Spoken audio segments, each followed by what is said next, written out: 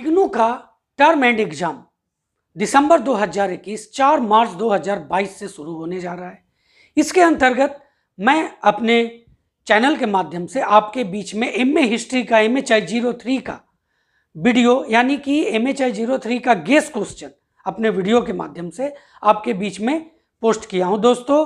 और अगर आपने वो वीडियो को नहीं देखा है तो उसका लिंक डिस्क्रिप्शन बॉक्स में है, जहां से जाकर के उस वीडियो को आप देख सकते हैं।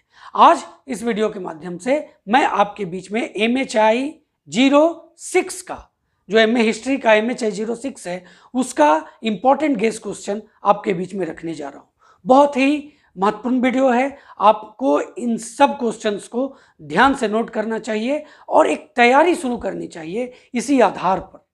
आगे बढ़ने से पहले अगर आप चैनल पर नए हैं या अभी तक आपने चैनल को सब्सक्राइब नहीं किया है तो चैनल को सब्सक्राइब करें, बेल आइकन को जरूर प्रेस करें ताकि आने वाले वीडियो का नोटिफिकेशन सबसे पहले आपको मिल सके। तो अच्छा लगे तो लाइक और शेयर करना बिल्कुल भी ना भूलें। तो इस वीडियो के अंतर्गत मैं आपके बीच में लॉन्ग आंसर टाइप क्वेश्चंस रख रहा हूं और फिर शॉर्ट आंसर टाइप क्वेश्चंस भी रख रहा हूं। जैसे दो तरह के क्वेश्चन आते हैं, आपको एक टिप्पणी लिखने के लिए आता है, उसका मैं अलग गेस किया हूं, और ये जो लॉन्ग आंसर टाइप क्वेश्चन है उसका अलग गेस है। तो इसमें जो फर्स्ट क्वेश्चन है वो है क्या, ये देखते हैं दोस्तों। जो फर्स्ट क्वेश्चन है वो है हड़प्पा सभ्यता की प्रमुख विशेषताओं का वर्णन कीजिए। हड़प्पा सभ्यता के पतन के पश्चात उत्तर हड़प्पा कालीन समाज क्या जनजातीय स्वरूप में परिवर्तित हो गए। हड़प्पा से क्वेश्चन मैं आपको दे रहा हूं और निश्चित ही मान लीजिए कि हड़प्पा से क्वेश्चन आएंगे ही आएंगे। सेकंड क्वेश्चन क्या है, तो लौह धातु विज्ञान के प्रयोग से नगरीकरण और राज्य संरचनाओं का उदय हुआ, व्याख्या कीजिए। ये सेकंड क्वेश्चन है लौह धातु विज्ञान से। ये दोनों बहुत ही मोस्ट इंपॉर्टेंट क्वेश्चन है, ये आने की उम्मीद है। थर्ड क्वेश्चन है मध्य तथा उप महाद्वीपीय भारत में बौद्ध धर्म के प्रसार के विभिन्न कारणों का परीक्षण कीजिए। क्वेश्चन नंबर 4 की ओर बढ़ते हैं। 4 है दोस्तों, जातियों और वर्ग के सुदृढ़ीकरण की प्रक्रिया के संदर्भ में विभिन्न दृष्टिकोणों की चर्चा कीजिए। इसमें मैं क्या किया हूं कि एक और करके आपको मैं बता रहा हूं कि इस तरह से भी क्वेश्चन आ सकता है और इस तरह से भी क्वेश्चन आ सकता है। तो एक तो आपको मैंने बताया, और दूसरा है कि औपनिवेशिक भारत में जाति की विभिन्न अवधारणाओं का परीक्षण कीजिए।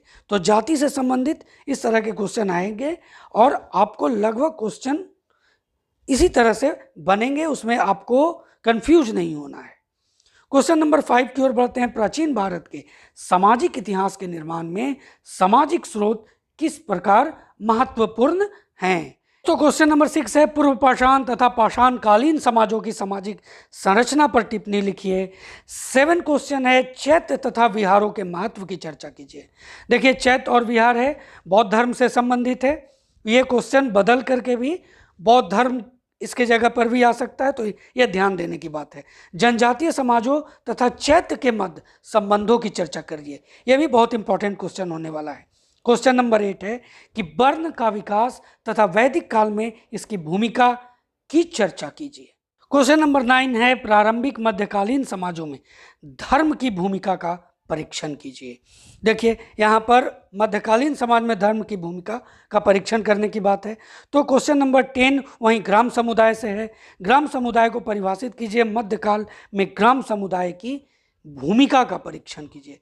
क्वेश्चन नंबर 11 है मध्यकालीन उत्तर भारत में ग्रामीण स्तरीकरण के पैटर्न का आलोचनात्मक विश्लेषण कीजिए। क्वेश्चन नंबर 12 है प्रारंभिक मध्यकालीन समाजों में सामाजिक अस्मिताओं के निर्माण में मंदिरों की भूमिका पर चर्चा कीजिए।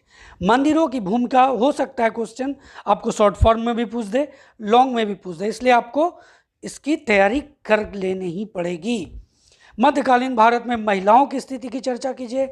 अब महिलाओं की स्थिति को मैं आपको एक सलाह और दूंगा कि जो ये आएगा कि आधुनिक भारत में भी महिलाओं की स्थिति की चर्चा कीजिए, उसे भी आप पढ़ लेंगे। क्वेश्चन नंबर 14 है मध्यकालीन भारत में सामाजिक वातावरण को प्रभावित करने में सूफी की भूमिका का वर्णन कीजिए। सूफी से रिलेटेड एक और तरह का क्वेश्चन आ सकता है कि दक्कन में सूफीवाद पर निबंध लिखिए। तो सूफी, ये दोनों क्वेश्चन सेम है दोस्तों, आप इससे एक ही तरह का आंसर आप दे सकते हैं। क्वेश्चन नंबर 15 है 18वीं शताब्दी के समाज की प्रकृति का आलोचनात्मक परीक्षण कीजिए। 16 कहता है प्रायद्वीपीय भारत में जाति के विभिन्न अवधारणाओं का परीक्षण कीजिए। तो ये जो ऊपर आप देखें मध्यकालीन भारत से, अब आप देख रहे हैं कि प्रायद्वीपीय भारत 18वीं शताब्दी से भी क्वेश्चन मैंने जगह दिया है इसको। किस हद तक सामाजिक धार्मिक आंदोलन तत्कालीन सामाजिक संरचना के विरुद्ध संघर्ष था? Question number 17। क्वेश्चन नंबर 18 है औपनिवेशिक वन नीतियों का जनजातीय समुदाय पर क्या प्रभाव पड़ा?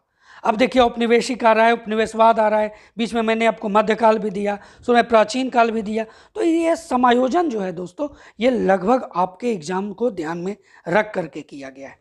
क्वेश्चन नंबर 19 उपनिवेशवाद ने किस प्रकार ग्रामीण क्षेत्रों में वर्ग संरचना को प्रभावित किया? तो वर्ग संरचना ग्रामीण क्षेत्र में जनजातीय समुदाय पर वन नीति का क्या प्रभाव पड़ा? क्वेश्चन नंबर 20 कहता है औपनिवेशिक काल में सामाजिक सुधार आंदोलनों की चर्चा कीजिए। तो अब हम लोग देखते हैं जो टिप्पणी आधारित क्वेश्चन आता है, क्वेश्चन नंबर 5, क्वेश्चन नंबर 10 जो आपका आएगा, 10 क्वेश्चन का जो आपका क्वेश्चन आएगा उसमें 5 पर में टिप्पणी रहेगा, 10 में टिप्पणी रहेगा। तो उसका भी मैंने एक आपके लिए गेस किया है, उसको भी ध्यान दे करके देखें। और कोशिश यही किया है मैंने दोस्तों कि ये क्वेश्चन से, ये जो गेस क्वेश्चन है वो आपके एग्जामिनेशन में बिल्कुल इसी तरह का क्वेश्चन है। तो पहला जो क्वेश्चन है इसमें सामंतवाद तथा शहरी पतन, दूसरा है हाली व्यवस्था, तीसरा चैत्य तथा बिहार। देखिए चैत्य तथा बिहार मैंने लॉन्ग क्वेश्चन में भी जगह दिया है और शॉर्ट में भी दिया है, तो आप अगर एक पढ़ लेंगे तो दोनों में काम आएगा। वर्ण व्यवस्था, उसके बाद मुद्रा राक्षस, इतिहास के स्रोत के रूप में पुरातत्व, मुद्रा राक्षस विशाख दत्त का जो लिखा हुआ है, तो इतिहास के स्रोत के रूप में पुरातत्व। नंबर 7 है जैन धर्म का उदय। नंबर 8 है तिनई की अवधारणा। 9 पंचमुकद्दम। नोट करते जाएं, स्क्रीनशॉट लेते जाएं और आप इसकी तैयारी शुरू करें।